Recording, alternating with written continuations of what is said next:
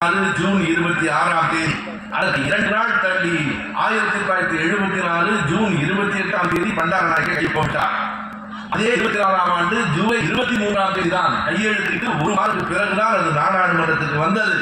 நாடாளுமன்றத்தில் அந்த தீர்மானத்தை எதிர்த்தவர்கள் யார்? திமுக கழகத்தினுடைய தலைமை பொறுப்பிலே இருந்த இரா செழியனும் நாஞ்சில் மனோகரனும் தான் மிக கடுமையாக எதிர்த்தார்கள். என்ன சொற்களை பயன்படுத்தினார்கள் தெரியுமா? It is unjust, it is unholy and it is totally disgraceful என்று மனோகரன் பேசிய பேச்சு இன்றைக்கும் அந்த பதிவுகளிலே இருக்கிறது. இது கொஞ்சம் கூட நியாயமற்றது, கொஞ்சம் கூட ஒரு இயக்க போக்கு அற்றது, இது எந்த விதத்திலும் புனிதமற்றது, அரசமைப்பு சட்டத்துக்கு எதிரானது என்று செழியனும் மனோகரனும் பேசினார்கள். இங்கே இருந்து தேர்ந்தெடுக்கப்பட்டு நாடாளுமன்றத்துக்கு போயிருந்த PK மூக்கையா தேவர் உறுப்பினர் எதிர்த்தார். இவை எல்லாவற்றையும் தாண்டி நாம் நன்றியோடு குறிப்பிட வேண்டும். சில செய்திகளை நாம் செய்தோம், நமக்கு யாரெல்லாம் துணை இருந்தார்கள் என்று நன்றியோடு சொல்ல வேண்டும். தமிழ்நாட்டுக்கு தமிழ்நாடு என்று பெயர் சூட்ட வேண்டும் என்கிற தீர்மானத்தை நாடாளுமன்றத்தில் கொண்டு வந்தவர் கம்யூனிஸ்ட் கட்சியினுடைய தோழர் முகேஷ் குப்தா. அண்ணா அதை எல்லா கூட்டங்களிலும் சொல்லி இருக்கிறார்.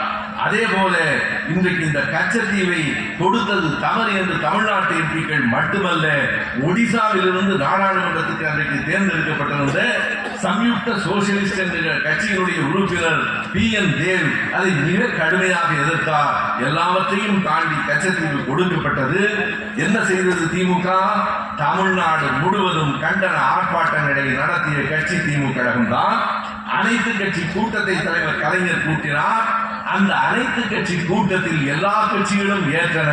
ஒரே ஒரு கட்சியின் சார்பில் அங்கு வந்து அமர்ந்த அமைச்சர் அன்றைக்கு அரங்கநாயகம் அவர்கள் அந்த கூட்டத்தை விட்டு வெளிநடப்பு செய்தார். இதுதானே வரலாறு. கூட முதலமைச்சராக பொறுப்பேற்றவுடன் 91 ஆகஸ்ட் 15ஆம் தேதி விடுதலை கொடியை ஏற்றி வைத்துவிட்டு கச்சத்தீவை மீட்பேன் என்றார். 1991 அக்டோபர் முதல் வாரத்தில் தீர்மானத்தை கொண்டு வந்தார். அதற்கு பிறகு 5 ஆண்டுகள் ஆட்சி பொறுப்பில் இருந்தாரு. ஏதாவது அவர் செய்ததுண்டா? வெறும் வீர வசனம் பேசியதை தாண்டி ஏதேனும் செய்ததுண்டா?